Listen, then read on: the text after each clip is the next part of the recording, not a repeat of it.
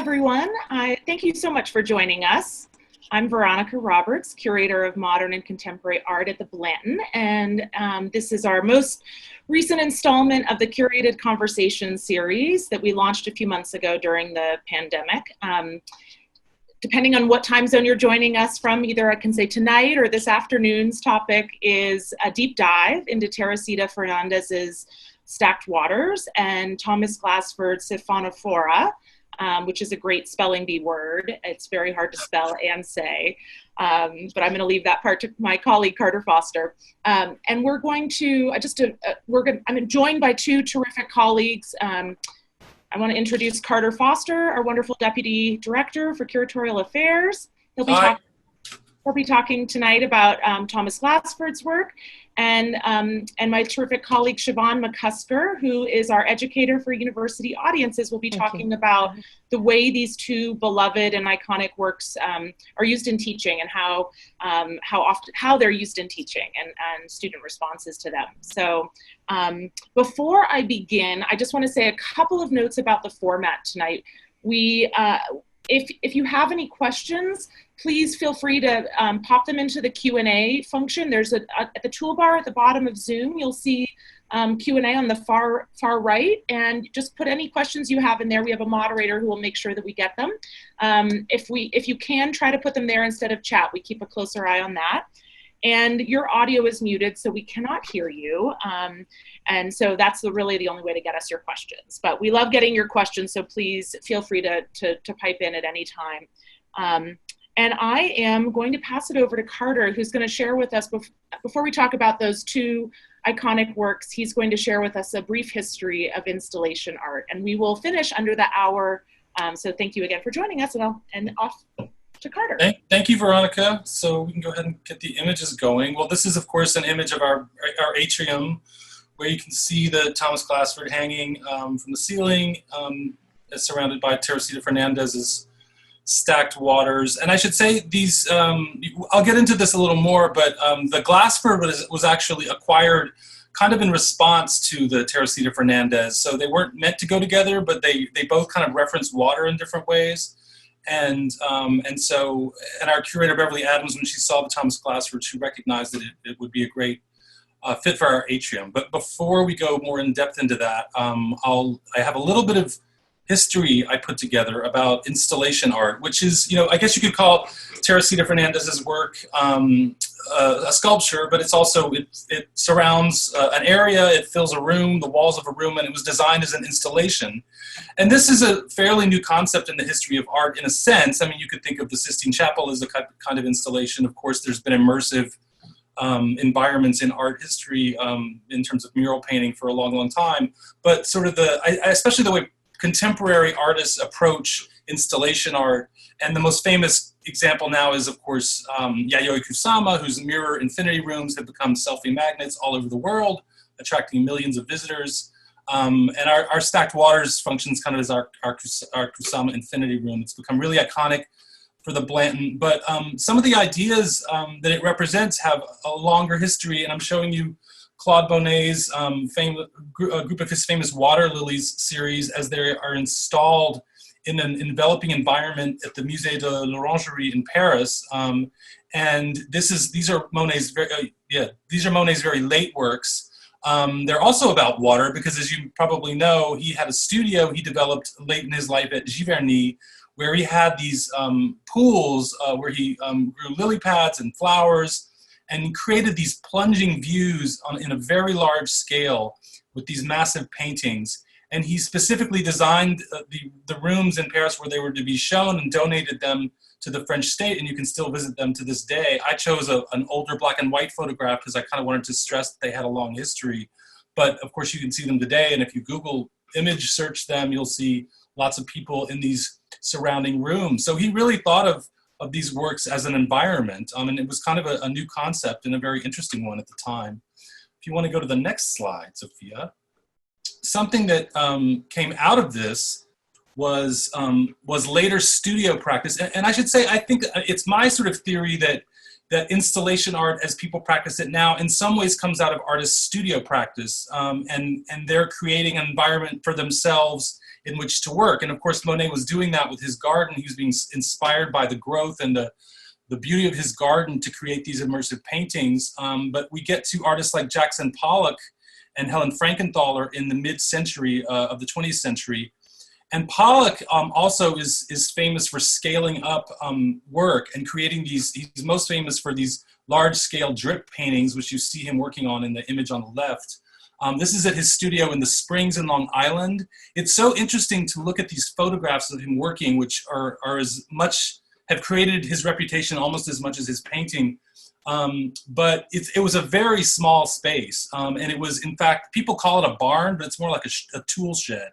You can still visit it. And so when he created these huge paintings all on the floor, because there was no other wall, there was no wall big enough to contain them, he liked the fact that he could go into the painting, and he literally talked about being in the painting when he was working on it.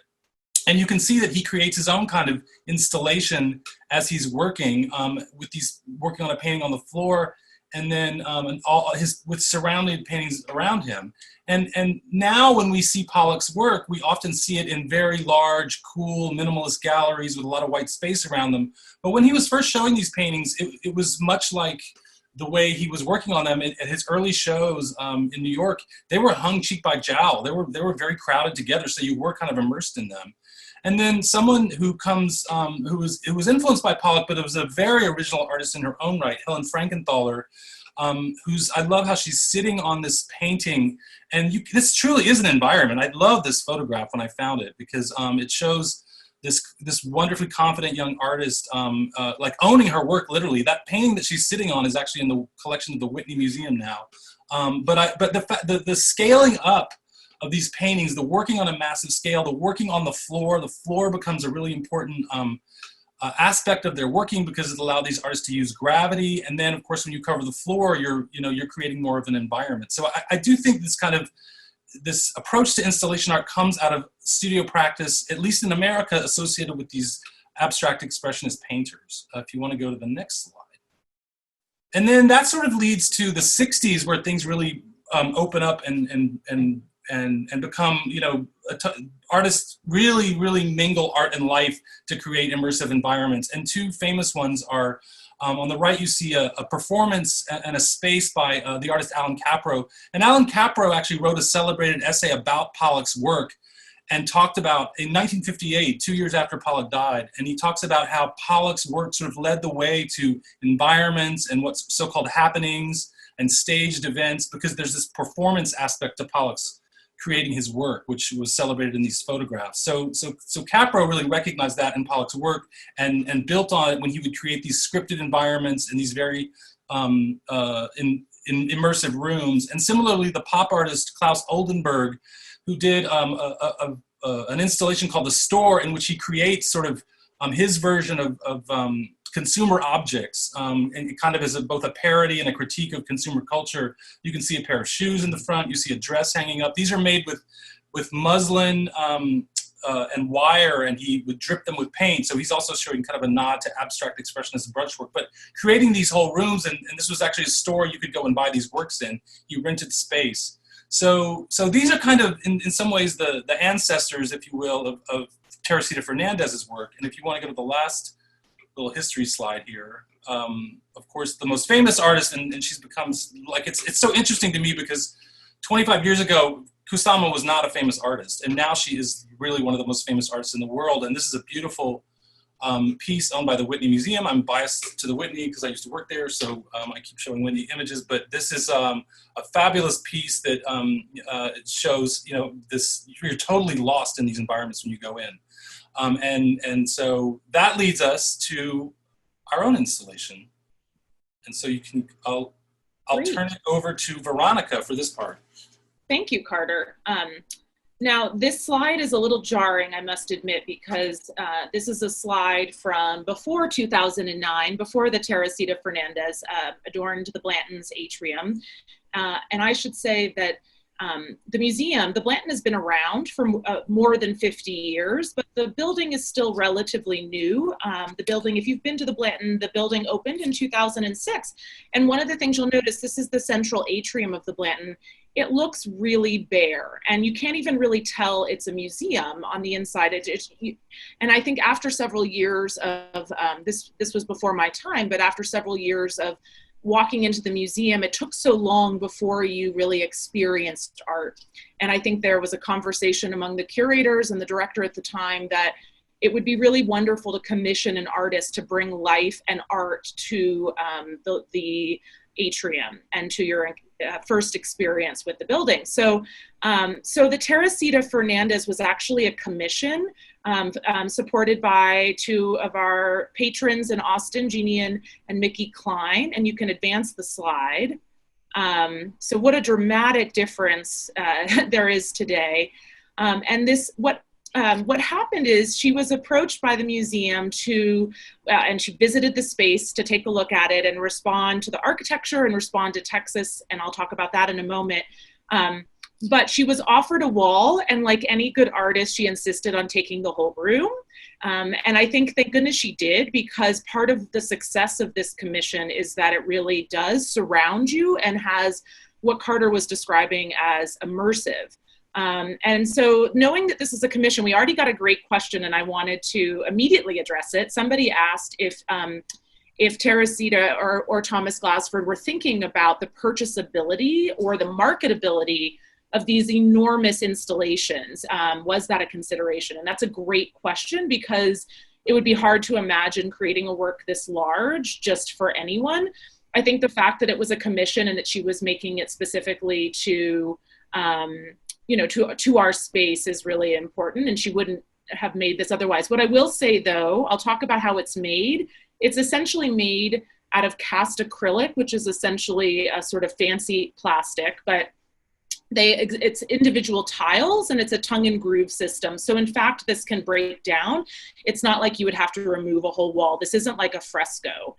So there is, if ever we were to renovate the building or change the architecture in some way, there is some adaptability, and this work can be removed. But it was really made for the Blanton. So it's not meant to be sold. It doesn't exist for someone else to buy. It would be a hard thing to imagine someone else having. But let me tell you about Teresita before I talk about this work. She was born in Miami, but she's lived in Brooklyn for the last 20 years. She's of Cuban heritage. Her parents fled Cuba during Fidel Castro's regime. So she grew up in Miami, and I think that may be part of the reason that she's so interested in light and water. So the thing that she was responding to in Texas was less our specific architecture and more Texas light and also water. You can keep going. Sophia, if you don't mind it. Yes, so if you look at this slide, to me, it actually looks like waves. It really does look like you're looking into the water. And here you see the tiles. You can see some of the differently shaped tiles. If you want to advance one more slide, Sophia, thank you. This one's really beautiful. I think here you see the reflective qualities of the material. That was really important to her. She was thinking about light. Blue obviously summons the sky, and if you notice, it gets lighter as you go up. She did that very deliberately. She wanted it to become white towards the top to kind of draw your eyes up and also to draw you up the stairs and encourage you to go to the next level to look at art, because that's where our collection is on the second floor. But the reflections are really interesting because this really, kind of like a Texas sky or any sky, the reflective qualities are there on sunny days, and then on gray days, you don't have the kind of glossy reflection. So it's kind of beautiful that the work itself feels different in a way every time it's made. And if you keep going, Sophia, thank you. We're going to advance this slide. Now this is not a normal view. If any of you live in Austin and have been to Barton Springs Pool, It is usually how most of us get through the summer here and the Texas heat, but this is an aerial view of Barton Springs Pool.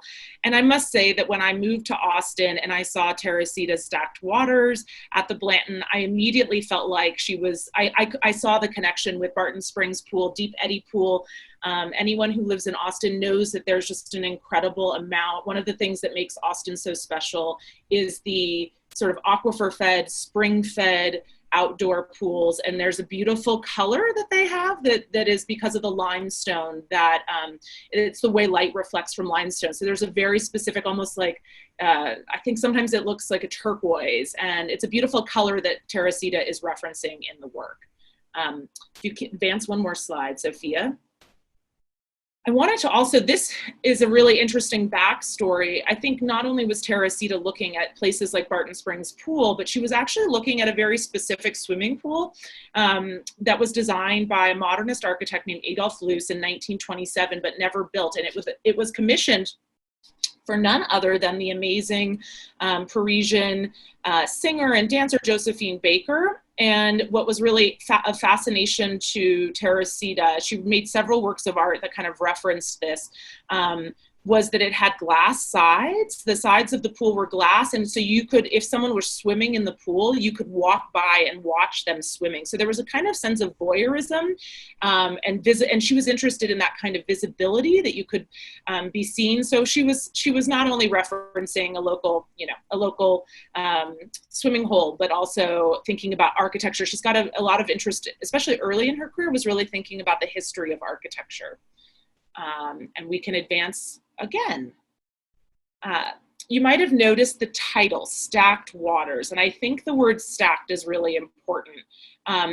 Stacked, if you're an art historian like me, you immediately think of Donald Judd and his stacked boxes. These are some of the most iconic works that he's made. And the width, as Teresita was designing the work for the museum, it dawned on her that the width of her tiles was almost identical to the width of Donald Judd's stacks, which were very precise. And if you notice, this one is a galvanized iron stack. The negative space is identical to the metal squares. So she was really thinking about the measurements and the sort of perfection of Donald Judd. And I think that's also a reference to Marfa, Texas, where Donald Judd lived for so many years. Even though Austin is very far from Marfa, we're actually one of the cities that's closest to Marfa, because Marfa is just far from almost anywhere. So she was also kind of referencing that. And she was thinking about, she also described the way the atrium itself is like a box, and that we were inside a box that she is creating. So I think that's part of it. I see that we have some other interesting questions here. I'm just pulling over the Q&A. And somebody asked about the reflections of stacked waters at night. I'm really glad that you asked that question, whoever you are, anonymous attendee, because reflection was really important to Teresita. She liked the idea of people seeing themselves in the work. And again, that's not always the case. Sometimes on a gray day, it's a more opaque surface, but she wanted visitors to feel like they were part of the work in a kind of, a little less extreme way as the Kusama mirror room, where it's literally mirrored and you're seeing yourself. But she was interested in that reflection, and also the sort of ambulatory. She talks about thinking about an ambulatory viewer, that one of the things that this work of art inspires in a way that perhaps a small painting does not, this really inspires you to walk around the space and take in the shifting elements of light and color. And then somebody else asked about, Catherine Millen asked a question that's great. And I had this question too, Catherine. She says, why don't the tiles go all the way up to the line on the wall? And I think that's, maybe we'll see another image in a moment. Yeah, here you see it. It's hard to see in this image, but if you can sort of see at the top of the image that there's still some white space, but it doesn't go all the way to the edge of the wall. And I think my understanding from what I have read about the work is that Teresita was really thinking about rising and falling water lines and the way they shift. And so she didn't want to actually complete it in a completely rigid and geometric way. And here's where I think you also see how it's getting lighter. And so that's kind of encouraging you to look up that it's getting lighter as you look up. And oh, that's interesting. An art historian and curator friend on this call said that Donald Judd was also interested in Adolf Loos, the architect. I did not know that. So I like having smart people who know more than me on these presentations. And I also wanted to add a few more things. If you can advance the slide past, here you're seeing the work as it was constructed. And I wanted to just show how, so here you sort of see the tongue and groove, and you can see the individual tiles, especially at the top as they're being placed on the wall. So it's really not that different from a kitchen floor in terms of how it's installed, although there's no grout being used. So there's no adhesive. They're not joined in any way so that it's unbroken. And frankly, they pop off all the time. We have to stick them back on. Maybe I shouldn't say that. That is one thing with the Texas heat and humidity. You'll see them popped off occasionally. Yeah. The same way that things in one's house, if you have something in your collection long enough, it'll have a little bit of wear and tear. But I think if you keep advancing, Sophia, for a moment. Thank you. This is more of the installation. And there's Teresita at work. She visited the site many times and was here overseeing the installation. And actually, Sophia, if you go back to the reflection slide, I'm sorry to make you do that. Thank you. This is perfect. One of the other things I wanted to mention is just how painterly the work is. And I feel like not only does the sort of roiling surface of the tile look like waves and like water to me, but it also looks like brushstrokes. And she talked about how it was really important. She wanted to create a really painterly work, and that the shifts in the color were really important to her. She didn't want it to be too subtle because it needed to command your interest, but she wanted it to have an optical effect, but she wanted it to be subtle in some ways. So that was really important to her, and I thought that was interesting. Okay, we can keep advancing now. Great, thank you. Keep going. So I wanted to say something else about this work. So when I was starting at the Blanton, I have to say that most of the major commissions and sculptures that I was seeing in sculpture gardens or major sort of public works or permanent works that I saw at museums were mostly done by male artists.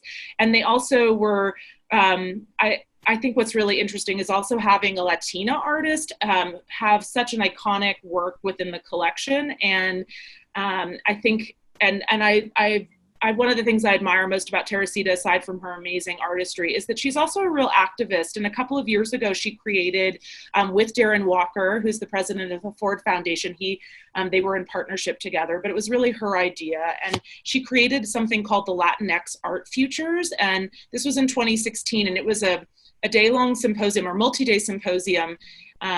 She really felt like Latinx artists were invisible in the art world, and certainly rarely had public commissions of the scale of the Blantons. And I think she also was responding to feeling that there was a general confusion between what make a Latin American and Latino, the difference between somebody who's based in Venezuela and lives in Venezuela, or somebody who's Venezuelan American, a Mexican artist as opposed to a Mexican American artist, someone of Mexican heritage, which would be Latino. So, she just felt like there were these fundamental points of ignorance set within our society and culture, and she really wanted to try to raise awareness and to gather up a group of museum directors and curators and artists and educators and think about how to make Latinx artists work more visible and across cultural spheres. And so I really admire that she did this. And, the Latino population in the US is the fastest growing population, but it's true. I mean, if you try to name, 20 famous Latinx artists, you might struggle in terms of representation and visibility in the art world. So I think that this is something to admire about her, and it's important work that is still being done. And I should say that at UT, I'm thinking of a young artist who's amazing, who's based in Houston, named Adriana Corral, who told me that when she went to UT, Teresita's stacked waters were being built, and she felt like it validated her work, even though their work is entirely different. She just felt like she had never really seen a Latinx artist, especially a Latina woman, create a work of this scale. And I thought that was kind of, hopefully it is informing generations, in addition to being absolutely beautiful to look at. So I am going to just wrap up with one quote from Teresita, and then I'll pass it along to Carter for Thomas Glassford. Teresita, she was talking about, she's made quite a few more works, public works since this time in settings all across the country and the world, but she said recently, when I make public art, what I'm always seeking to create is that very specific sense of intimacy, not just with the changing light and mood of the physical structure, but also imagining different kinds of exchanges that might happen there. I think that's really beautiful, and Siobhán will be addressing some of those different kinds of exchanges later. So back to you, Carter. Thank you. Okay, thank you. So I'm going to talk about Siphonophora now. Siphonophora. It is a hard word to say. Siphonophora. What is a Siphonophora? It's a sea creature. The plural is Siphonophorae, so it's like a Latin AE plural. And it basically refers to what we would call a jellyfish, specifically like a big jellyfish, like a Portuguese man of war, which are sort of plant-animal hybrids in that they reproduce asexually by budding and growing themselves. But they act as colonies. They work, they have different segments of their whole organism work to do different things. And they're actually carnivorous predators, interestingly enough. So they're these beautiful looking things that will eat living creatures, which is interesting to think about. So the first time we came to know this work, it was hanging in Mexico City. It's the artist is named Thomas Glassford. He's actually from Texas and went to the University of Texas, so he's an alumni. But he really developed his career in Mexico City in the 1990s, Mexico City was a real hotbed of innovative art, especially at that time. People like Francis Elise were working there and many others. And he became part of that community and has lived in Mexico City really since then, and is much, much better known in Mexico than he is in this country, actually. So in some way, he's not technically a Latin American artist, but he's got deep connections to Mexico and that part of the world. And his major gallery, Sicardi Gallery, is a gallery that's known for Latin American artists. So our former and beloved curator, Beverly Adams, who's now at the Museum of Modern Art, she, when I first got to the Blanton, she brought this work to our director and thought it would be a perfect matching for Teresita Fernández's work in the atrium. In some ways, for obvious reasons, this represents a kind of abstraction of a sea creature, and she saw it sort of as floating in space with the Teresita and be kind of acting as the perfect complement. And we all kind of agreed. I think the piece was actually already purchased by the time I got here, but what I did do is I had to travel to Mexico City with our registrar to look at the piece. We had to make sure it was the size that would fit in our atrium. We just wanted to figure out how to ship it. And so it was, this is where I first saw it at the, this university gallery in Mexico City. And on the right, you see a picture of Thomas Glassford with Douglas Dempster, the former dean of what was his role here, Veronica? I can't remember. You're muted, sorry. Anyway. He's the current dean. He's the current dean, sorry, okay. Dean of Fine Arts, yeah. Okay, thank you. And so you can see in his studio that he's really interested in organic forms. This is a similar type of form that you see in Siphonophora. If you want to go to the next slide. We had to, so we had to bring the piece here. It's actually made of, one of the things that I think is most magical about it is that it's people sometimes think it's porcelain. They think it's really heavy. They respond to the materiality of it, but it's actually made out of very humble materials. It's made out of a kind of homemade cement / glue that Glassford came up with to coat the surfaces of the pieces. But it's like PVC, like piping and rubber that you can cut forms out of. And he unified, and foam, you can see, I think in the slide on the right, you can see like this kind of foam that you spray on to connect them. So it's divided up into all these different parts that interconnect, and it actually weighs less than 2,000 pounds. So it doesn't weigh a lot, but one of the great things about artists is that they tend to be alchemists, and they can transform materials from something humble to something really amazing and beautiful. And I think this is a great example of that. So it's also the fact that it's light is very important, light and weight, because it moves. It moves with ambient vibrations and air, and that's one of the sort of magical things about it. And you don't necessarily see that when you're in the museum when it's not a crowded day. But if you come for a party and there's a lot of movement going on and people are creating air currents and things, it really sometimes you can easily see it rotating around. So it really is like it's moving in these waters. So this is an installation shot. You can go to the next slide if you want.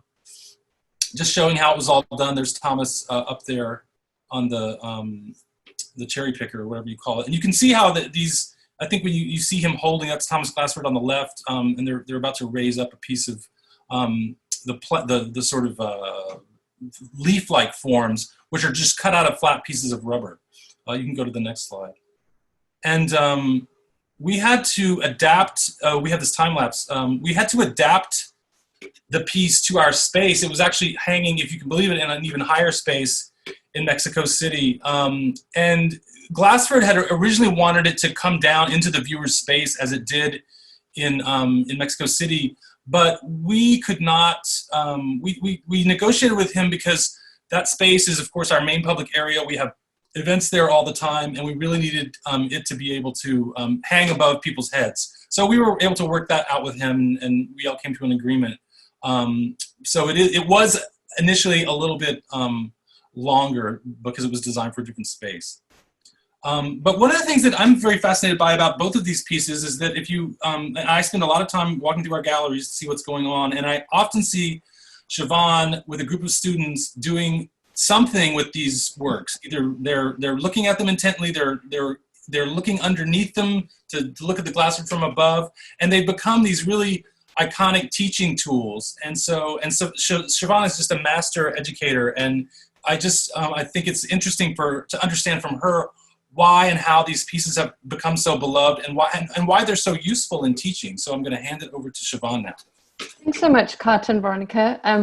I really appreciate the framework that you've kind of described in terms of the artist's vision and curatorial thought behind the acquisition. And you both absolutely right. I mean, these are extraordinary works for us to teach from. And it's partly just because of where they are located in the gallery space. As students are coming outside of campus, coming from class to class and entering into this atrium space, they are encountering these two works of art in a way that is so awe-inspiring, that is so wondrous, that it's so extraordinary, and kind of taking them out of their daily stressful moment of being, young adults on campus, stressed out by the academic rigors that they're encountering on a daily basis. And so we've become really playful with these works of art. We've designed strategies of engagement that are quite disarming in terms of student engagement, and partly we're doing things that are helping students become really comfortable with looking at works of art, which is something that they're not that familiar doing. And the image on the right-hand side is, I think I'm included in that image, but it's a group of students who have been invited, if they are willing and able, to lie down on the beautiful stone floor in the atrium space and to look up at Siphonophora. And by changing our perspectives, we're able to really shift and see things in a new way. And it's a beautiful invitation for students to just think about, what do they notice? What are they feeling, and maybe associative memories that are coming to mind when we're looking at this work of art. And some ideas that are often kind of percolating with student groups is they might notice that there are botanical references in Siphonophora, there might be anatomical references, it might be something neurological, it might be something that's part of our reproductive system. They might notice that it feels like coral or coral bleaching or kelp, or a child's crib or mobile. They often make connections to popular culture, like the film Avatar, like stories, childhood stories like Jack and the Beanstalk, Stranger Things, which I've yet to watch. But they kind of connect the fantastical collection of disparate shapes and objects, they're kind of connecting it to their own world in a way that's really magical. And for students who find looking at work of art a little daunting, this is a perfect beginning work of art. It's like a perfect way of opening up the invitation to be comfortable with not knowing, comfortable with ambiguity, because there's always something that someone can see. And as students breathe out the word into the space, as you alluded to, Carter, Siphonophora slowly starts to rotate. And so it's this perfect metaphor of how we can breathe life into this artwork, but also a metaphor for the consequences of our actions, how these small actions that we might take in our life, and as students, the motto of their campus is how to change the world. And so it becomes this like bigger conversation about activism and about change.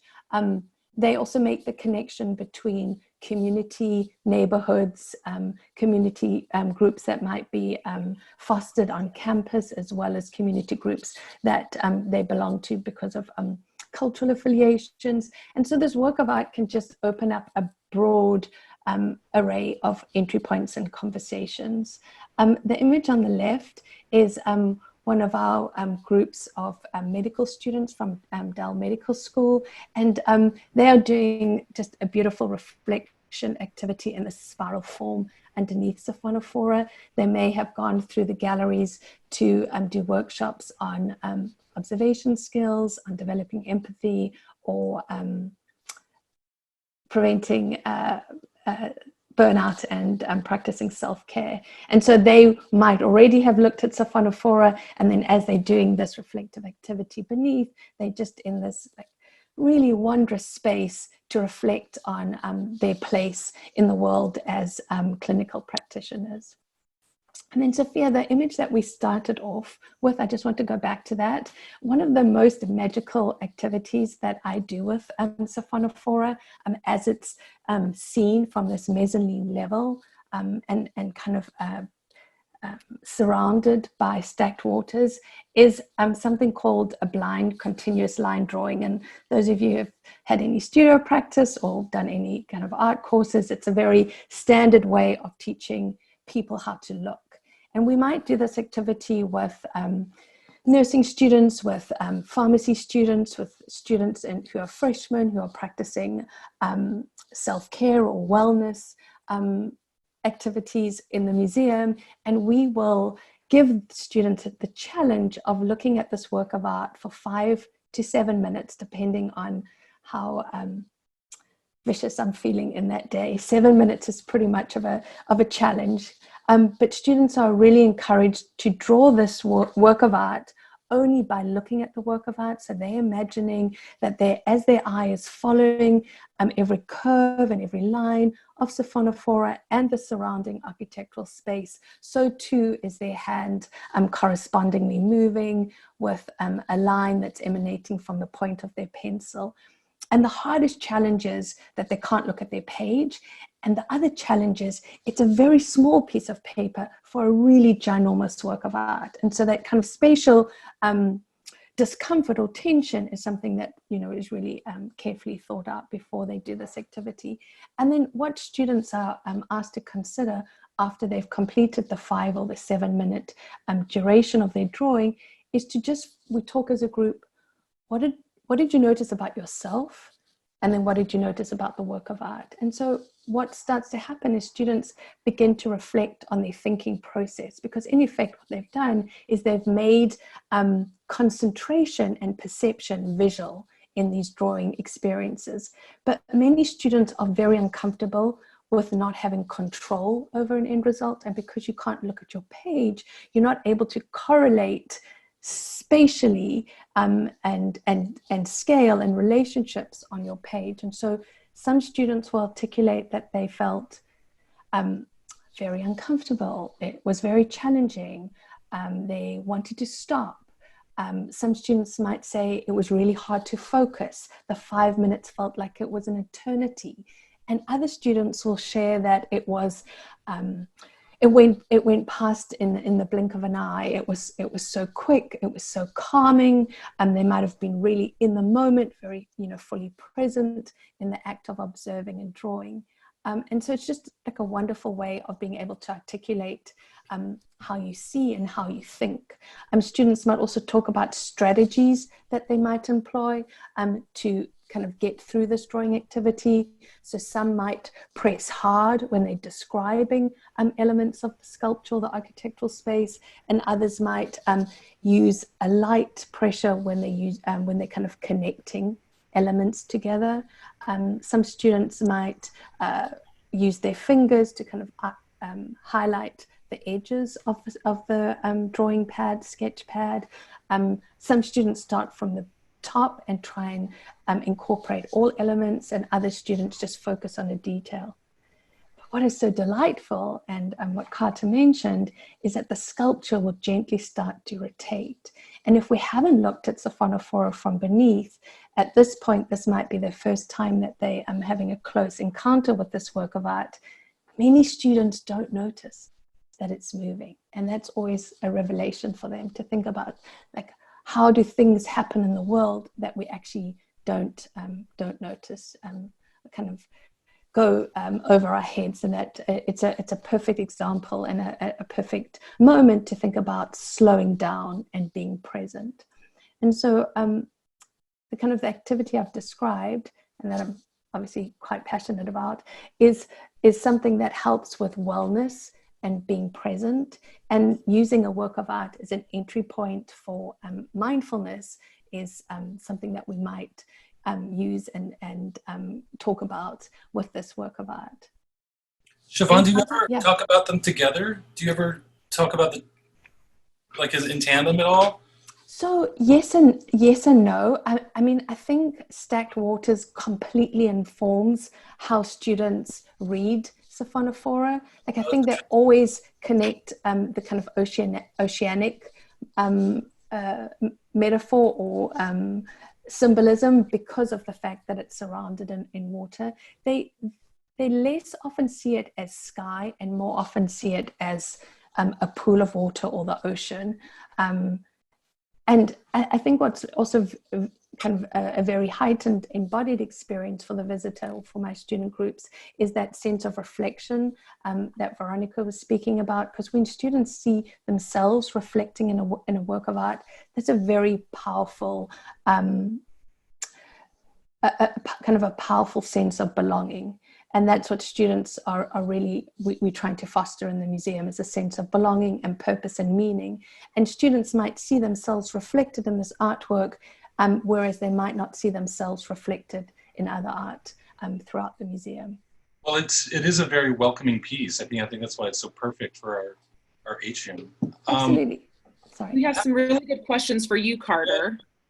So one of the questions is, how was Siphonophora funded? Great question, and I'm happy to say it was funded by the amazing Moody Foundation, who has done so much for the city.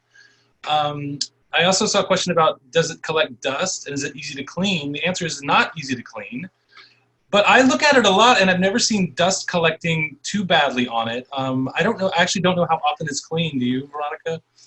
I don't, but I used to work at MoMA, and the Bell helicopter was a similar challenge. And I remember that they had at MoMA this giant duster, basically, that they had to go on a cherry lift and use this duster. I don't see that happening as often, but I think that a Bell helicopter actually shows the dust a lot more than this Glasford work does. Yeah, and you can see it pretty well from the mezzanine, where this view right here. And so it seems, I think because it's high up, it doesn't get dust away, because dust tends to gather down. So another question, was it purely happenstance that Siphonophora was considered? No, I'm sorry if I didn't make that clear. It was actually not at all. It was our curator, Beverly Adams, who knew the artist's work, had a relationship with him, and found out about the piece, and she proposed it as a perfect complement to the Fernandez, and then the Moody Foundation funded it. So it all happened pretty quickly, and it was very deliberate in that sense. But Carter, I think that question was asking whether we considered anything else as well. Oh, I see. We're thinking about that as a location for art.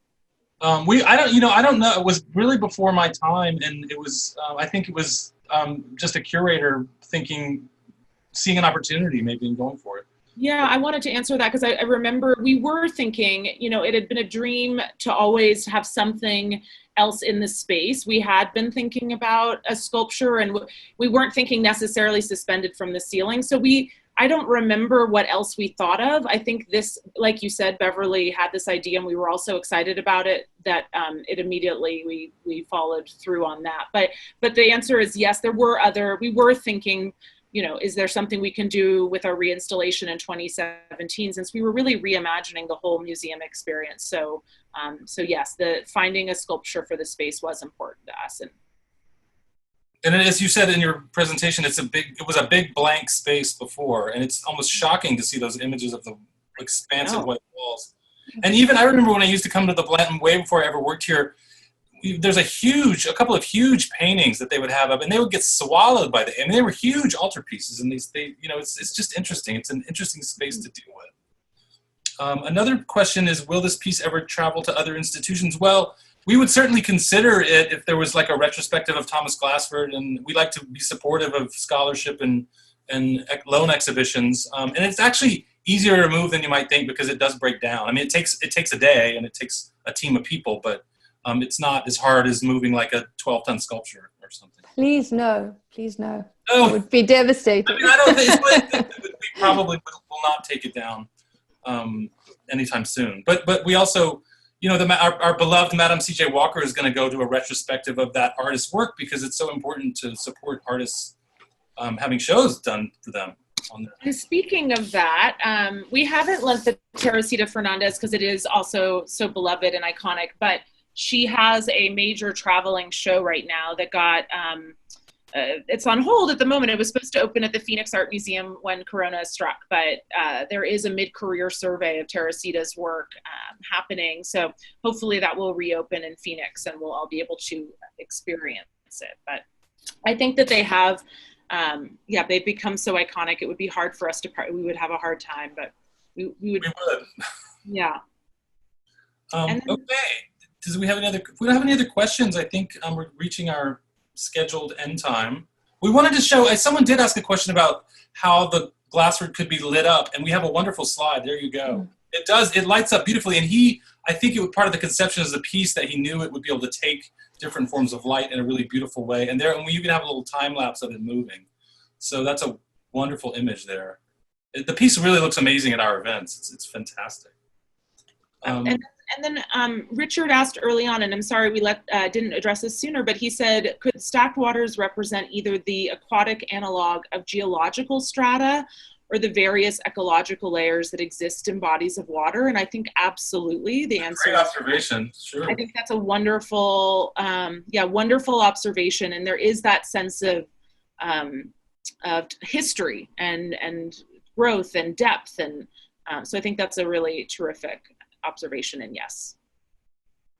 Great. So I'm gonna start our little sign out for tonight. I want to tell people about our next curated conversation, which is going to take place on August 11th, Tuesday, August 11th, and the topic is going to be Teaching, Tours, and Touching Tales, a docent Q&A.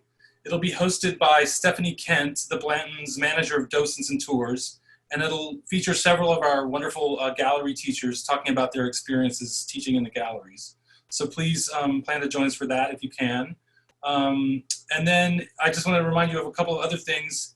If you want to watch past curated conversations, we do record them, and you can go to our website and just go to blantonmuseum.org, hashtag museum from home, and you can find a link to it. If you'd like to show support for us, which we could really use at this troubling moment in history, please go to blantonmuseum.org membership and become a member if you're not a member, or if you want to make a donation, go to blantonmuseum.org /support. It really makes a difference. Thank you very much. And if you want to find out more about what's upcoming, go to blantonmuseum.org, subscribe. And if you have topics that you'd like to see us cover in a future curated conversation, please email us from our website. And thank you so much, everyone, for joining us. We really appreciate it. And for all your great questions and observations, which we will incorporate into future tours when we reopen. Thank you so much. Bye-bye. Thanks, everyone.